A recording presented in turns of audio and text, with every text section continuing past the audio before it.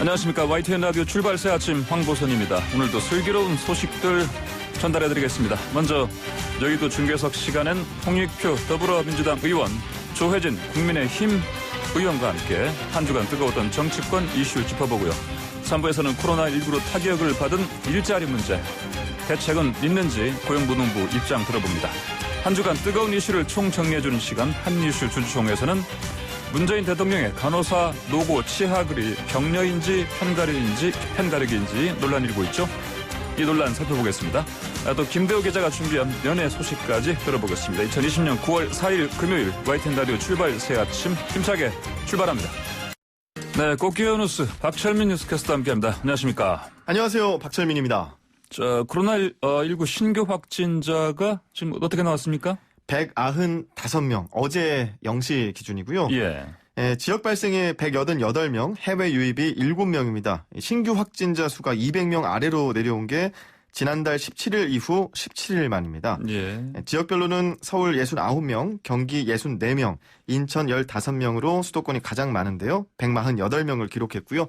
비수도권은 울산, 충남이 각 7명이고 광주 6명, 전남 5명, 부산, 대전, 강원이 각 4명, 그리고 대구 2명, 충북 1명입니다.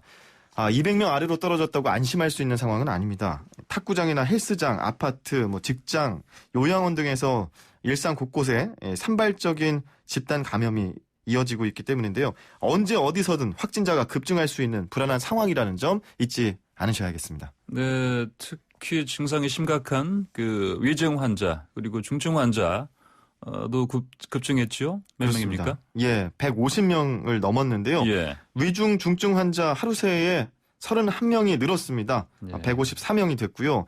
이는 국내 코로나19 발생 이후에 가장 많은 수치입니다.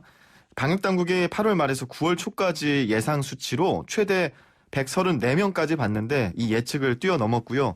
병상이 없는 지자체는 중환자가 발생하면 다른 시도로 보내야 할 판입니다. 네, 그랬군요. 어제 국회에서 코로나19 확진자가 또다시 나왔어요. 국회 또 닫았죠? 그렇습니다.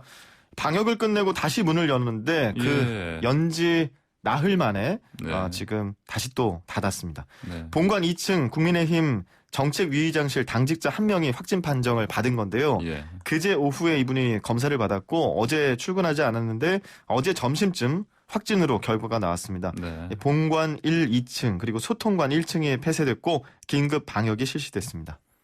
그렇게 되면은 당연히 이제 본관에서 이루어지는 모든 회의 또 간담회도 당연히 안 열리잖아요. 그렇습니다. 그렇죠? 그러면 각종 의사 일정 줄줄이 좀 연기되겠네요. 맞습니다. 확진자가 나온 국민의힘은 비상체제에 돌입했고요. 예. 이 확진자와 동선이 겹친 이종배 정책위의장 등 직원들은 즉각 진단검사를 받았고 모든 당직자가 재택근무로 전환했습니다. 김종인 비대위원장과 주호영 원내대표도 자택에서 대기하기로 했습니다. 검사 결과는 이르면 오늘 오전쯤 발표될 것으로 보입니다. 예. 이틀 전에 국민의힘 이종배 정책위의장과 주먹 인사를 한 이낙연 민주당 대표도 자택 대기에 들어가면서 2차 재난지원금 등을 논의하려고 했던 고위 당정청 협의도 연기됐고요. 특히 어제 이 대표와 오찬을 한 문재인 대통령도 비대면 업무에 들어갔다고 청와대는 밝혔습니다. 네. 자, 그러면 이번에 코로나19 백신 개발 상황은 좀 어떻습니까? 지금 미국 쪽에서는 막 박차를 가고 있는 상황인데. 그렇습니다. 예. 백신 개발 업체 3곳 가운데 임상 3상에 들어갔다는 소식인데요. 임상 3상이요? 예. 모더나하고 화이자, 아스트라제네카 3곳입니다. 예. 전 세계적으로 개발 중인 회사들이 170개가 넘는데 네. 모더나, 화이자, 아스트라제네카가 가장 빠르게 속도를 내고 있고요. 예. 백신이 시판전의 최종 관문인 임상 3상에 들어간 상태고요. 지난 7월 27일부터 3만 명의 성인을 대상으로 임상 3상에 들어간 모더나의 경우에는 다음 달인 10월에 중간 결과를 발표할 예정이라고 하고 화이자도 역시 마찬가지로 승인을 거쳐서 10월 정도에 백신을 중간 결과를 발표하고 연말까지 5천만 명의 분량의 백신을 공급하겠다는 계획입니다. 네. 이 두 가지 기업은 또 미국 기업인데 네. 다음으로 영국의 아스트라제네카는 지난달 31일 임상 3상 시험에 착수해서 빠르면 이달 중에 이건 이제 예비 결과인데 예비 결과가 나올 것으로 예상되고요. 중국이나 러시아도 지금 백신 개발 중입니다. 네. 자, 국내에서도 백신 개발 속도 내고 있죠? 그렇습니다. 정부 관계자에 따르면 올해 중에 가시적인 성과를 거둔 다음에 내년 상반기 정도에 나올 것으로 예상되고 있는데요. 식품의약품안전처에 따르면 현재 국내에서 2건의 코로나 백신이 임상 시험이 진행되고 있고, 그런데 코로나19 국산 백신의 내년도 상용화 전망에 대해서 또 회의적인 목소리도 나오고 있습니다. 이게 네. 아까 그 미국이나 이런 영국 같은 경우에는 임상 시험을 할 때 3만 명 이상에게 투여를 하고 시험을 하는데 예. 우리나라는 그 정도의 인력을 확보하기는 어려움이 있다라는 거고요. 그리고 내년도 그 상용화 전망에 대해서 회의적인 거에 그 어떤 보완책으로 자국민을 위한 물량 확보나 글로벌 기술 협력이 함께 추진되면 좀 속도를 내지 않을까 하는 예상도 해볼 수 있습니다. 네, 자, BTS 다이너마이트가 빌보드 싱글 차트 핫 100이죠. 그 1위를 차지했는데, 네. 뭐 물론 이제 국위선양, 이 국위선양이라면 하신 이게 이전에 60년대, 70년대 생긴 말인데, 특히 강조된 말인데, 네. BTS가 더 국위선양했으니까 뭐 병역 혜택을 줘야 한다 이런 얘기가 나오고 있다고요? 네, 그렇습니다. 예전부터 있었던 이야기인데 BTS가 예. 이렇게 해외에서 성과를 내면 항상 이 병역과 관련된 이야기, 논쟁이 펼쳐졌었죠. 예. 한국 가수 최초로 미국 빌보드 메인 싱글 차트 1위라는 기염을 토해내고 있는 BTS. 이들의 병역 문제가 다시 관심을 받고 있습니다. 예. 방탄소년단의 활약이 한국의 문화적 위상을 획기적으로 높이는 등의 대중예술의 국가 기여도가 높아진 만큼 병역과 관련한 혜택을 줘야 한다는 주장인데 예. 정치권을 중심으로 다시 제기되고 있는 겁니다. 이 병역 면제나 특례는 아니지만 대중예술인에게 입영 연기의 길을 열어주는데 초점을 맞춘 법안이 국회에서 발의된 건데요. 전영기 더불어민주당 의원이 어제 대표 발의한 병역법 일부 개정안입니다.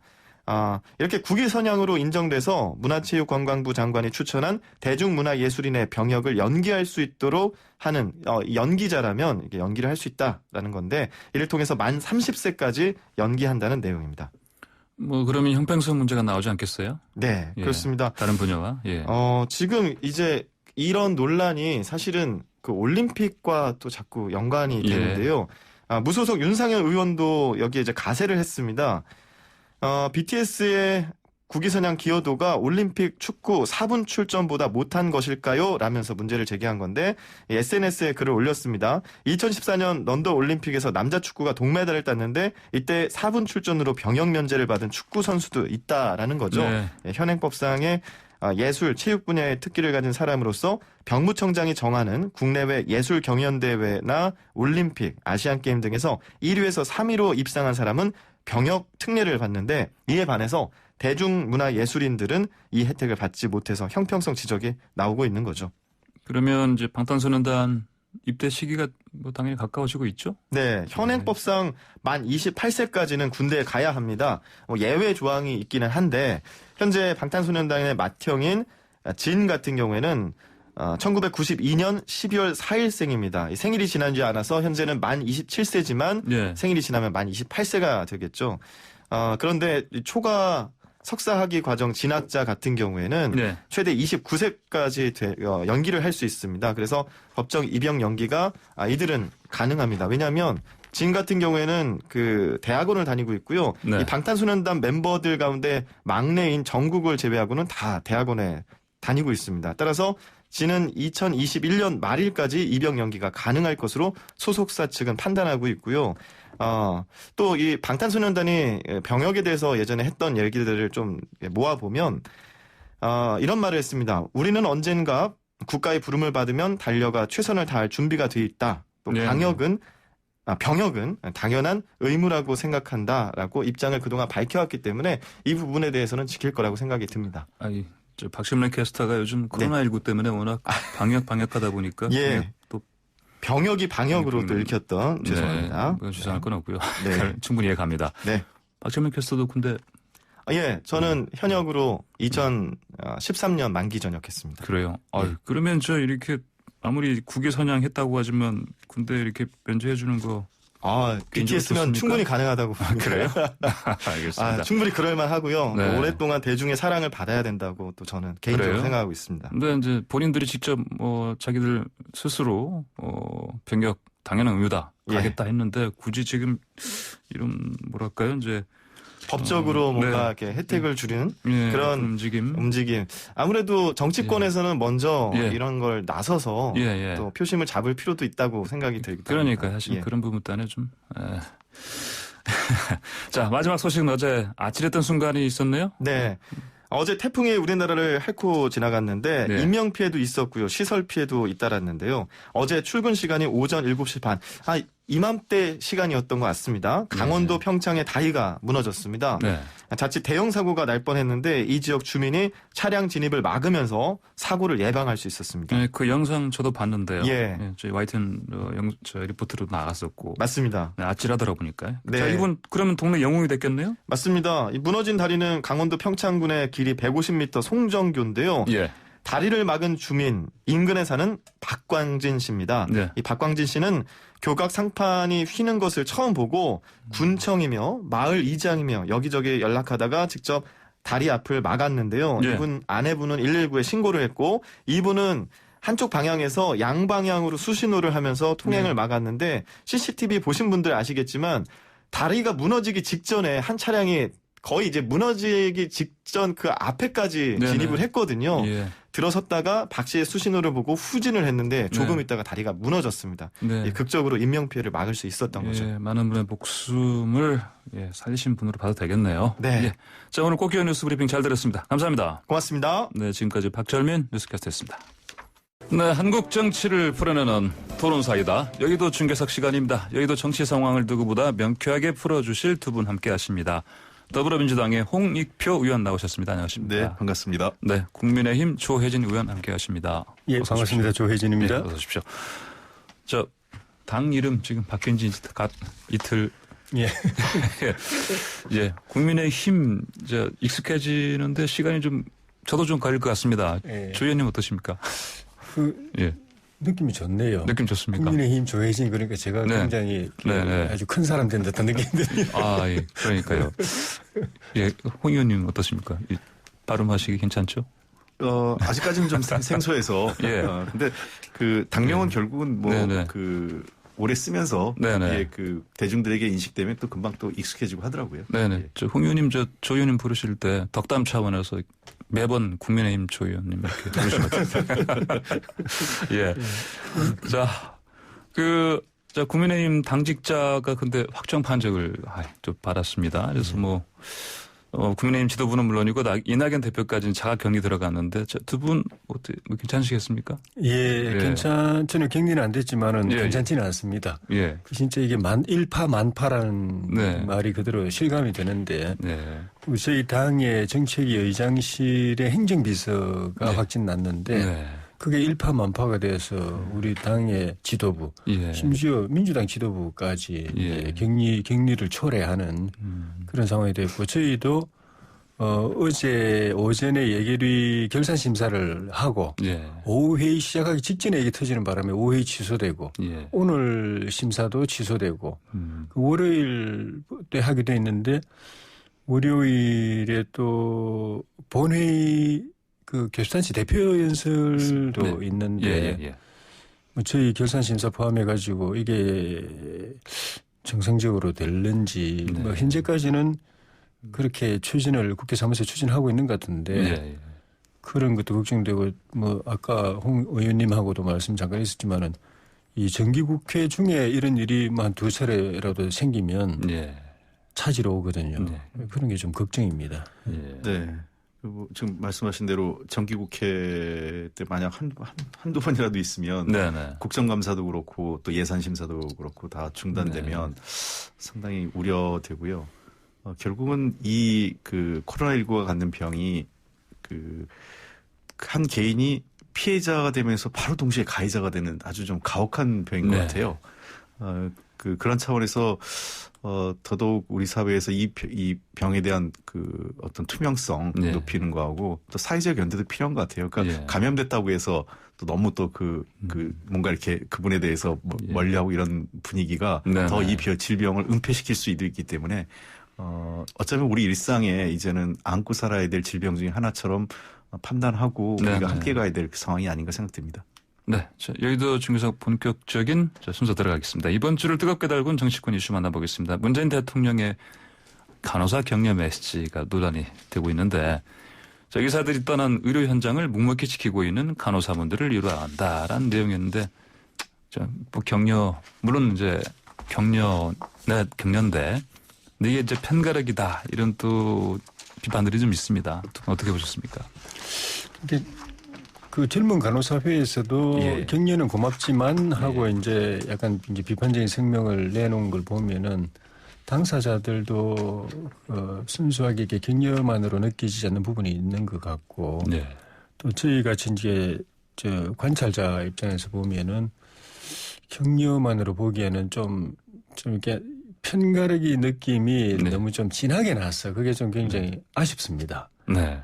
그러니까 이 대표적으로 이 대통령 메시지 중에 코로나 사태 와중에 우리가 의료진이 고생한다고 말했지만 사실은 그게 간호사들이었다라는 것을 국민들은 다 알고 있습니다. 이런 메시지는 네. 사실도 사실도 아니지만은 의사들이 간호사들이 같이 고생했고 숫자로 보면 어느 게 많으냐를 따지는 게 사실 무의미할 정도로 원팀으로 움직였는데 그렇게 말씀하시니까 이건 대통령의 메시지라고 보기에는 좀 그렇다. 그래서 오죽하면 이거 혹시 밑에 사람 비서관이 이게 잘못 올린 거 아니냐는 네. 얘기도 있고 대통령 계정이 해킹당한 거 아니냐 이런 말이 나올 정도로 네. 좀 많이 아쉽죠. 안 그래도 예전에도 그 의사들 파업에 대해서 전쟁터에서 이제 탈영한 사람들 탈영병처럼 네, 이제 네. 묘사를 하셔서 네. 의사들을 이제 격발한 측면이 있는데 또 지금 이 문제가 이 민주당 지도부의 중재로 좀 이제 더 실마리를 풀어가고 있는 상황인데 네. 대통령께서 이렇게 말씀해 버리시니까 해결하는 데 도움이 안 돼. 네. 대통령이 걸림돌이 되시는 상황이 올 수도 있겠다는 생각이 듭니다. 뭐 대통령 말씀 그 SNS 표현 중에 네. 일부 그 의사 그룹에서 좀 불만이 있을 수 있는 표현이 있다고 저는 또 인정을 합니다. 예. 그러나 그럼에도 불구하고 결국은 문제의 본질을 좀 직시했으면 좋겠어요. 지금 현재는 의사분들이 어쨌든 여러 가지 이유가 어쨌든 간에 그 가장 위중하고 위급한 시기에 현장을 이탈했다는 것이고요. 그다음에 국민의 생명이 촉각을 다루고 있는데 이 와중에 이런 그 일을 벌이는 게 맞느냐. 또 의사분들께서 지금 현장을 떠나면서 그 업무의 가중이 현장의 어려움이 간호사분들에게 훨씬 더 배가 돼서 있다라는 차원에서 저는 그 대통령이 그런 측면에서 강조를 하셨던 것 같아요. 네. 당연히 그 지난 코로나 이후에 우리나라 의료진들이 의사분들 포함해서 간호사 또는 현장의 자원봉사자, 방역당국 모두 당연히 했었고 우리 국민들이 덕분에란 챌린지까지 했었던 걸 다들 기억을 하고 있습니다. 네. 의사분들이 뭐 노력하지 않았고 간호사만 했다 이런 의미가 아니고요. 다만 최근 들어와서 현장에서 어려움을 말씀드렸고 자꾸 이거를 지금 최근에 그 일부 언론과 야당을 중심으로 해서 정부에 대한 정치적 공세의 하나가 갈라치기란 말을 자꾸 반복적으로 쓰는데 네. 대통령의 메시지 하나하나를 갈라치기 한다면 그러니까 뭐 노동자를 위한다고 하면 반기업이라고 그러고 또 어떤 특정 집단을 또 얘기하면 또 상대되는 집단을 배려하지 않았다 이런 식으로 자꾸 말꼬리 물듯이 이렇게 하는 거는 도리어 국민통합에 그것이 스스로 또 하나의 갈라치기이고 또 국민통합을 저해하는 거기 때문에 뭐 저는 이것을 자꾸 정쟁화하는 것은 바람직하지 않다고 생각을 합니다. 네, 알겠습니다. 문제는 여기까지만 좀 얘기 나눠보고요. 자, 근데 이번 이런 논란의 또 어떤 원인, 사실 의료계 문제 때문인데, 파업 때문인데, 근데 이 지금 의료계 총파업 계속되고 있는 거 국회 특별위원회 구성해서 어떤 해결해보자. 뭐 이렇게 지금 진전이 되고 있는데 어떻습니까? 앞으로 논의가 좀 잘 이루어질 것 같습니까? 예, 우리 조의용 원내대표가 제안을 했는데. 예. 그것과 맞물려서 새 민주당 지도부가 중재안을 내가지고 일단은 정부 여당에서 추진해오던 이 의료 분야 4개 정책을 중단하고 더 이상 추진하지 않고 원점에서 다시 논의하겠다라는 이제 중재안을 내서 의료계에서 그걸 긍정적으로 받아들이고 네. 의료계에서는 그거를 명문화해달라. 네. 문서로, 구두로가 아니라 문서로 그걸 확정해주면 파업 철회하겠다라고 하는 상황이니까 예. 그렇게 좀 타결이 됐으면 좋겠고, 그런데 이 문제가 그냥 없던 일로 될 수는 없는 것이거든요. 네. 의료 서비스의 편중이나 양극화나 또는 그런 문제는 우리가 장기적으로 고민해왔던 문제고, 예. 또 의료 서비스 질의 개선이라든지 그런 전반적인 의료개혁 문제는 그동안 논의되어 왔고 앞으로도 해결을 해야 될 문제이기 때문에 네. 이거를 여야 정의 또 의료계까지 머리를 맞대고 해법을 찾는 건 필요하다. 예. 그런데 지금은 코로나 사태 와중이기 때문에 이게 또 불씨가 돼가지고 이런 코로나 이 대응 전열을 흐트러뜨리면 안 되기 때문에 이 큰 불길을 잡고 나서 예.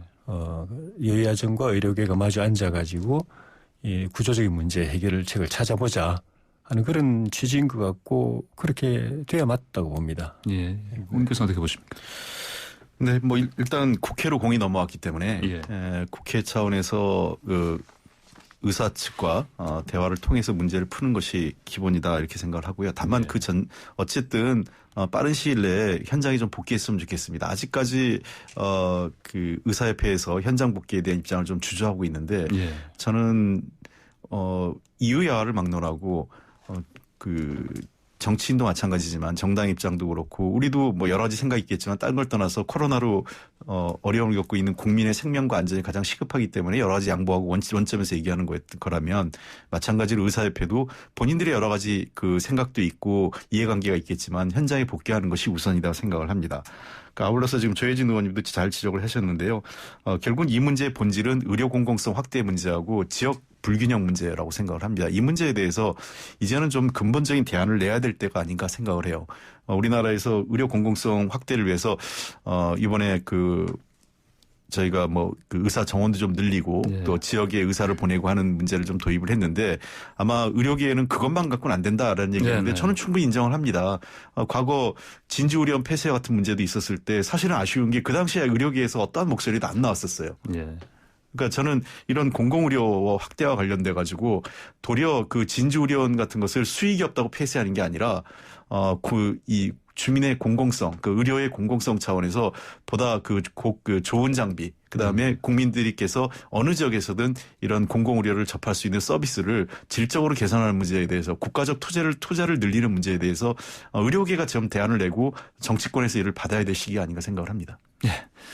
자, 다음으로 추미애 법무장관 아들 큰복모 시절 이른바 특혜 휴가 의혹 관련해서 계속해서 좀 시끄러운데, 자, 국민의힘 이제 의원께서 이 통화 내용 녹취를 공개하셨고요. 근데 이제 당시 보니까 추 장관께서 이제 국회의원 시절에 보좌관이 전화를 해서 병가 연장 여부를 물어본 거 아니냐 이런 식으로 이제 해석할 수 있다 이런 식의 발언 가지고 이제 지금 논란이 일고 있는데 이게 어떤 문제 있다고 보십니까? 일단 휴가 나간 장병이 예. 이 부대에 허가 없이 복귀를 안 했으면은 그 자체가 군형법상 탈령이 되는 거죠. 예. 그리고 그 이후에 그 사건을 무마하거나 덮었다면은 그 규정에 따라서 처리하지 않고 덮었다면은 그것도 이제 은폐가 되는 것이고 사건의 이 범법 행위의 은폐가 되는 것이고 만약 그 과정에 이제 추미애 대표의 그런 정치적 네. 지위가 영향을 미쳤다고 하면 그건 권력형 비리가 될 수도 있는 것인데 지금 진행되고 있는 상황이 이제 전반적으로 이제 그런 징후를 보여주고 있는데 이게 추미애 대표님의 그 법무장관 인사청문회 때부터 문제 제기가 됐는데 네. 그 자리에서부터 그 뒤에 까지 그저께 예결위 회의 때까지 네. 추 장관님은 일관되게 이거는 사실이 아니다. 그런 일 없다. 억울하다. 우리 아이 건드리지 마라. 오히려 이제 그걸 문제 제기하는 야당 의원들을 공격하는 그런 이 태세를 계속 네. 일관되게 유지해 오고 계신데 검찰도 고발 접수한 지 지금 8개월이 되도록 지금 제대로 수사를 안 하고 있고 그런 상황에서 당사자들의 이제 진술이 나오고 있는 예.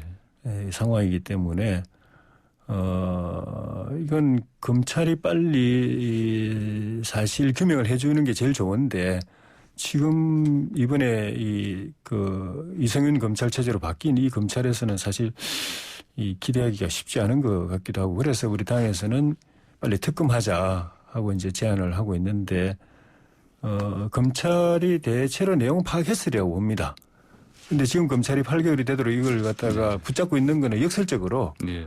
사실이 거의 그 진실에 가깝게 규명이 돼 있는 것 아닌가 하는 생각이 드는데 경찰이 빨리 이걸 있는 그대로 밝혀내든가 아니면은 특검으로 가든가 이제 결정해야 될 상황에 와 있다고 봅니다. 예. 의혹이 일군 상황에서 수사를 지금 8개월 하고 있는데 빨리 규명하지 않으면 오히려 이런 의혹을 인정하는 꼴이 될 수 있다. 정부 여당이 예, 오히려 더 예. 부담이 될 걸로 봅니다. 오래 갈수록. 네, 오래 갈수록 부담될 것이다. 홍 의원께서 어떻게 보십니까? 네. 군복무와 관련된 문제는 매우 중요하죠. 우리 사회에서 특권층이 군대 안 간 분도 많고 뭐 여러 가지 말도 안 되는 질병으로 군대 회피하고 한때 화제가 됐던 게 이명박 정부 시절에 예. 천안함 관련 사건 회의 열었더니 국방부 장관 빼고 다 군 면제자였던 기록도 있었는데 예. 저는 이게 청문회 때 나온 내용이 지금 계속 반복되는 거거든요. 법사위도 그렇고 예결위도 그렇고 정책 질의 없이 계속 그 당시 의혹 제기된 문제, 현재 검찰 수사가 진행되고 있는 문제를 자꾸 반복적으로 질문하는 것 자체가 적절하냐 문제입니다. 법무부 장관이 어떤 입장을 얘기하면 수사에 가이드라인을 줬다고 그럴 거고 답변을 제대로 안 하면 답변이 불성실하다고 얘기하고 지금 그런 상황에 빠져 있는데 우선 사실관계를 봐도 우리가 따져봐야 될 게 당시 그 카투사 부대에서의 휴가에 대한 관리가 어떻게 됐는지 지금 뭐 특혜다고 해서 개인연가 그다음에 특별휴가 포상휴가죠. 거기에 네네. 플러스 지금 그 병가 이게 세 가지가 있는데 그 개인 휴가는 누구나 다 갖는 휴가였고요. 그다음에 특별 포상휴가가 과도했느냐 또는 그런 그 타당한 이유가 있었느냐를 좀 확인해 봐야 될 문제고 그게 아직 그런 문제에 대해서는 어떠한 경우도 사실관계 파악이 안 되고 있어요.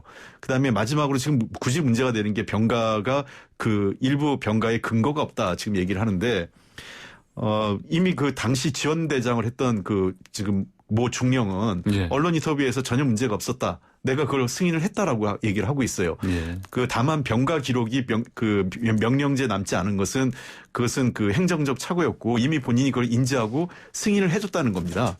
승인해줬기 때문에 군부대의 특성상 지휘관이 그것을 승인하면 선 결정 이후 사후에 그것을 행정 처리하는 것도 통상적으로 군부대 내에 있었고요. 예. 저도 군부대에서 장교 생활을 해봤는데 그런 경우 굉장히 많이 있습니다. 그러니까 그 서류상으로 처리되는 것은 그 다음 문제. 근데 아마 이 경우 같은 경우는 그 병가 명령서를 행정 처리하는 것이 좀 누락된 것 같고요. 다만 그럼 기록이 아예 없느냐 그런 게 아니라 나머지 부분에 대해서는 연통이라든지 관련 기록은 다 남아 있다라는 겁니다.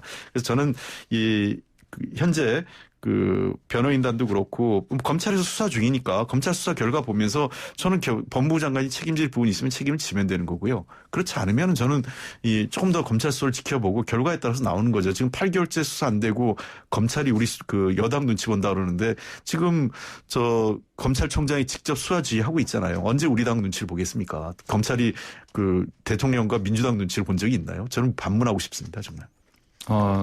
그러면은 이 검찰 수사 결과 빨리 나오는 게 낫겠다는 데는 동의하십니까? 예, 그렇습니다. 예, 알겠습니다. 자, 그러면 이 문제는 여기까지 짚어보고요. 잠시 광고 듣고 돌아오겠습니다.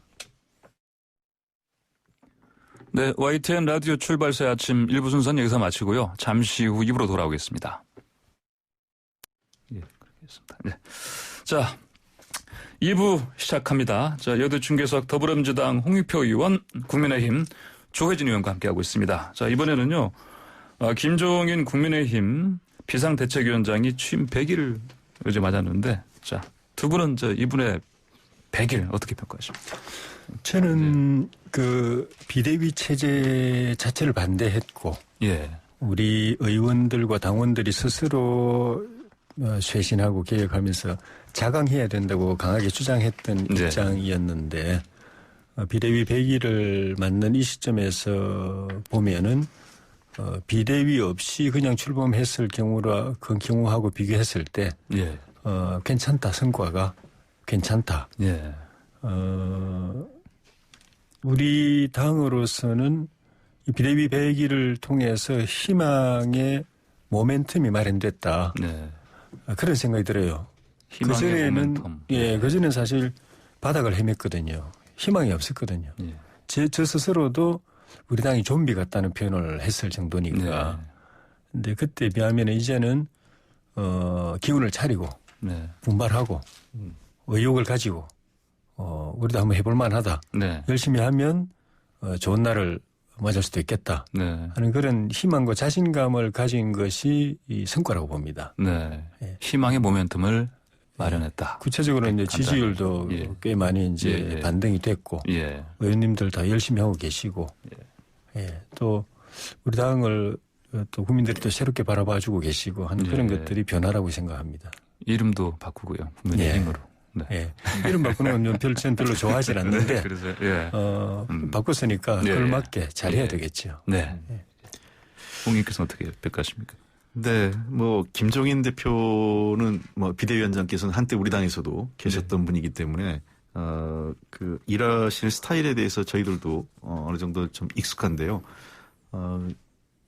그 이분이 어떤 일을 할 때는 어떤 시스템적으로 하진 않으세요. 야. 다만 본인의 예. 어떤 리더십과 그 개인의 어떤 예. 이 뭐랄까 개인적 어떤 그 뭐 카리스마? 리더십 아니면 뭐 이런 리더십? 리더십이 네, 네, 네. 굉장히 중요하게 업무를 예. 판단해서 예. 네. 그래서 아마 이 단기 어떤 그 비대위 차에서는 굉장히 뭐 저는 적절한 역할을 하실 거라고 처음부터 생각을 했습니다.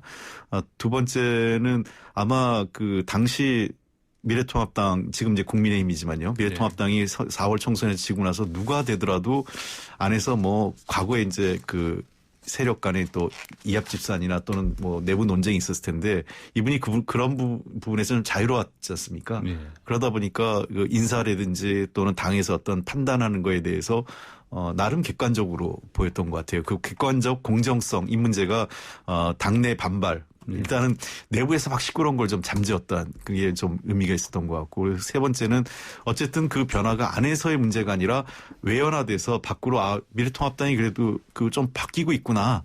라는 이미지를 만들어낸 것. 이제 물론 앞으로의 과제는 이제 당명도 바꾸셨으니까 실제로 실천을 통해서 이제 이 좋은 정책으로 여당과 그 경쟁할 수 있느냐가 좀 나올 텐데 지금 현재까지는 저도 나름 한 100일간의 변화는 그 뭐 지지율도 많이 올랐고요. 그 국민의 그 힘 당에서는 그런 차원에서 일단은 긍정적인데 앞으로가 이제 본격적인 시험대가 아닐까 생각을 합니다. 사실 근데 이제 당 내부에서도 근데 장제원 의원께서 특히 뭐 독선적인 리더십이다 방금 리더십 말씀하셨지만 이런 표현까지 써가면서 사실은 좀 비판한 부분도 있습니다. 왜 이런 비판이 나온다고 보십니까?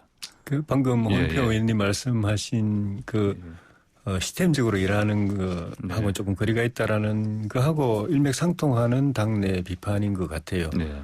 제가 볼 때는 이분이 연세가 많으신데도 불구하고 굉장히 젊은 감각이 있으시고 사고가 네. 프레시한 그런 측면이 있습니다. 그러다 보니까 이제 5, 60대들보다도 훨씬 더 시대 감각이 있고 개혁적인 아젠다를 던질 수 있는 네네. 그런 분이 되는 걸로 보여지거든요. 물론 이제 오랜 세월 정치했으니까 정치적 안목이 굉장히 넓죠. 네. 크게 보고 크게 정리하고 툭툭 던지는 그런 것들이 뛰어나신 분이기도 하고 경륜이 있으시고 예. 컨텐츠 아이디어 풍부하시고 좋은 점들이 많은데 장제원 의원 지적한 것처럼 그런 권위주의적으로 비칠 수 있는 부분도 있습니다. 네. 그 100일 동안을 보면서 아쉬운 부분이 몇 가지가 있는데 그 중에 하나가 비대위가 물론 이제 그 한시 기구는 맞습니다만 네. 어쨌든 그 한시적 기간 동안에라도 당의 지도부거든요. 네. 당을 대표하는 당의 이 대표기 때문에 당 예. 전체를 안고 끌고 가야 되거든요. 근데 지금 100일 동안 보면은 약간 태스크포스 같은 느낌, 비대위가. 네. 별동대 같은 느낌. 당의 주력인 현역 의원들의 이 집합체, 이 의원총회하고 별개로 움직이는 듯한 느낌.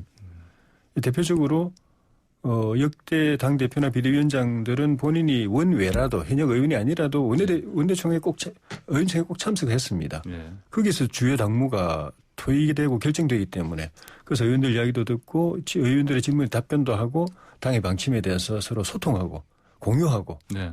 그렇게 했었는데 우리 비대위원장님은 의총에 거의 안 나오시고 나오시더라도 인사 말씀만 하시고 퇴장하시고 네. 그러니까 당 대표가 없는 자리에서 당무가 협의가 되는 그런 구조가 되니까 비대위원장과 비대위 또 의원들과 의총 이게 별개로 움직이는 네. 이 체제가 지금 계속 100일 동안 계속돼 있거든요.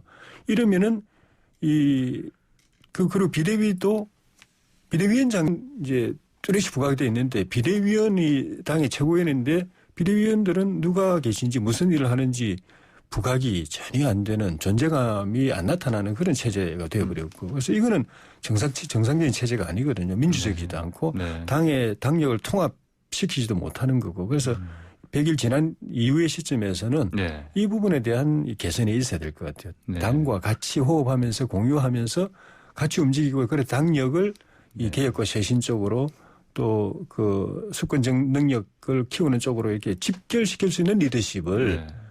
그 비대위원장이 발휘를 해 주셔야 100일의 성과가 계속 업돼 가지고 네. 더 큰 성과로 갈 수 있지. 안 그러면 이 수준에서 계속 머무를 가능 우려도 있어 보입니다. 네. 정체될 그 위험성도 있어 보여서 100일 이후는 100일 전과 한 단계 업그레이드 하셔야 된다. 네. 그런 좀 바람이 있습니다. 네. 저 또 김정인 그 위원장께서는 이제 문 대통령을 향해서도 쓴소리했습니다. 삼권 분립 자체를 무너뜨리는 일을 하고 있다. 뭐 이렇게 비판했습니다. 이 비판에는 좀 동의하십니까? 저는 당연히 동의 안 하죠. 그 삼권 네, 네. 분립을 무너뜨렸다는 게 어떤 근거를 네. 얘기하시지 않았는데요. 네. 글쎄요. 아마 뭐 야당 대표가 대통령에 대해서 이러이러한 정치적 공세를 하는 건 너무나 당연하기 때문에 저는 네. 그런 일환이다 이렇게 크게 무게를 두고 있지는 않지만 아무런 그 구체적으로 뭐가 왜 삼권 분립을 했는지에 대한 그 얘기도 말씀을 하지 구체적으로는 않으셨어요. 안 하셨고. 네. 뭐 아마 제가 보기엔 야당의 주장의 일환은 그런 것 같습니다. 우리가 뭐 여당이 국회가 뭐 이 청와대 뭐 시녀처럼 일한다 이런 지적을 하시는 것 같고 네. 두 번째는 뭐 법원도 뭐 중립성을 잃었다 이런 지적을 주로 하시는 것 같은데 저는 동의할 수 없고요. 왜냐하면 문재인 정부와 지금 그 우리 여당 더불어민주당의 관계는 그렇게 단순히 뭐 대통령이 지시한다고 무조건 하는 건 아니고요. 충분히 실무적 정책적 협의를 눈에 보이지 않는 속에서 여러 가지 해서 당정이 조율돼서 나오고 조율된 입장이기 때문에 당이 그걸 힘있게 밀어가는 거다 이렇게 보시면 될 것 같고 사법부는 당연히 저희하고 무관하죠. 지금 사법부의 구성이나 또는 여러 가지 국민 여론도 있는데 사법부를 어떻게 권력이 이렇게 저렇게 할 수 있겠습니까? 그 법원의 결정 이번에도 8.15 집회나 정광훈 목사 부분 같은 경우도 저희가 어떻게 할 수 있는 부분이 아니지 않습니까? 네. 자, 최근에 이낙연 대표체제 출범했는데요. 물론 이제 한 6개월짜리이긴 합니다만, 김정인 위원장과 또 주호영 원내대표와의 어떤 협치 얘기가 많이 나오고 있습니다. 뭐 잘 될 것 같습니까? 그런 기대가 있죠. 예. 김종인 비대위원장님하고 이낙연 대표님하고의 사적인 인연, 오래된 인연도 예. 그런 협치 물꼬를 트는데 도움이 될 수 있다는 기대가 있고, 그리고 이낙연 대표님이 이 당파성이 강하거나 예. 이념성이 강하거나 진영 논리가 강하거나 이런 분보다도 상대적으로 좀 실용적이고 합리적이고 또 이념이나 진영적 측면에서 보면 약간 좀 개방적인 예. 그런 분이라고 보기 때문에 지금 꽉 막힌 의회 체제, 여당 일당 독주 체제에 숨통을 틔울 수도 있지 않을까 하는 기대가 저희 야당에 있는 건 사실입니다. 예. 그런데 그럼에도 불구하고 또 그분의 한계가 또 친문의 그늘이라고 할까? 예. 이 문재인 대통령의 대리인의 이미지가 있는 것이거든요. 옛날에 황교안 대표가 예. 박근혜 대통령의 대리인의 이미지를 참 붙기 힘들었던 그런 측면처럼 예. 문재인 대통령이 초대 국무총리로 장수 국무총리로서 그런 상징성 예. 또 이번에 당에서 대표가 되는 과정에서 문재인 대통령 지지자들의 압도적인 지지를 받았던 거 그리고 앞으로 또 당 내에 경선에서 대통령 후보가 되려면 또 그 힘을 업어야 되는 예. 그런 구조 때문에 지금 이 여당 일당 독주 이 체제를 푸시하고 있는 이 친문 주류의 이 노선에서 벗어날 수 있을 것인가. 네. 아니 그런 친문의 그늘이 좀 한계로 작용할 수도 있겠다. 네. 그래 되면 협치가 희망에만 머물고 현실화되기 어려울 텐데. 근데 또 한편으로는 이분이 나중에 또 경선에서 본선에서 뭔가 하려면은 친문이 이 지지만 가지고는 안 되기 때문에 네. 뭔가 변화를 모색해야 될 그런 필요성도 고민을 하실 테니까 좀 잘해봤으면 좋겠습니다. 네, 협치가 잘 되느냐는 친문의 예. 그늘을 벗어날 수 있느냐, 예. 그에 달려있다 그런 말씀이셨습니다. 네, 홍 의원께서는 어떻게 네, 이낙연 대표 체제가 이제 출범을 예. 했는데요. 비교적 높은 지지율로 한 60% 예. 정도의 지지율로 당선이 됐습니다. 아마 이낙연 대표의 장점이라고 할 때는 굉장히 안정적이고 그다음에 원활한 국정 그 협의 예. 그리고 이분이 가지고 있는 그동안 오랫동안 정치를 하셨기 때문에 야당 측하고도 폭넓은 인맥 관계나 또는 대화할 수 있는 어떤 여유를 갖고 있고 국정 운영에 대한 경험도 풍부하시기 때문에 대표를 잘 하실 것으로 보는데요. 뭐 지금 얘기하신 이제 그 문제점들에 대해서도 뭐 아마 야당이나 일부 언론에서 문제 제기를 하고 계신데 예. 우선 기존의 다른 분하고 좀 다른 거는 이분이 정치를 하기 이미 그 대통령이 발탁돼서 총리가 된 게 아니라 오래전부터 정치를 하셨죠. 그 전에 이미 4선의 국회의원이었고 전남지사를 하셨고 그런 정치력을 바탕으로 총리를 하셨기 때문에 대통령과 관계가 단순히 상하 관계를 넘어서서 협력적 동반자 관계라고 저는 생각을 합니다. 두 분의 관계는. 예. 그리고 친문 그 세력이 좀 엎여 있다 이런 얘기 하는데 지금 모르겠습니다. 밖에서는 자꾸 이제 뭐 여전히 친문 반문 뭐 이런 프레임을 자꾸 하는데 예. 당내에서는 그런 문제의식은 거의 없어요. 지금은요. 그렇기 때문에 이낙연 대표가 지금 그 당의 그 메인스트림, 그러니까 실제 우리 당의 당원들이 생각하는 게 뭔지에 대해서 살펴보고 예. 그것을 바탕으로 정책을 만들어가는 것은 당대표로서 너무나 당연한 도리인 것 같아요. 본인을 지지했던 사람들 60%, 물론 본인을 지지하지 않은 40%가 있겠지만 그걸 기본적으로 당의 그 과반수 이상을 차지하고 있는 당원들의 생각이 뭔지 그리고 그걸 바탕으로 당원들의 생각과 국민들의 생각에 간극이 있다면 그 간극을 좁히고 그 국민과 당원들의 생각을 모아가는 게 리더십이라고 저는 생각을 합니다. 그런 부분들에 대해서는 이낙연 당대표께서 총리 시절의 경험이 있기 때문에 잘 해나가시지 않을까 이런 기대를 갖고 있습니다. 네, 당원과 국민 간의 간극을 메워나는 역할, 특히 예. 앞으로 그런 부분 관련해서도 리더십을 발휘할 수 있을 것이다. 네. 이렇게 말씀하셨습니다. 자, 오늘 여의도 중계석은 국회가 닫혔지만 또 이제 잘 열렸습니다. 오늘 두 분 말씀 여기까지 듣겠습니다. 감사합니다. 네, 고맙습니다. 네, 지금까지 더불어민주당의 홍익표 의원, 국민의힘 조혜진 의원이었습니다. 네, FM 94.5MHz YTN 라디오 출발새 아침 8시 청각에 돌아오겠습니다.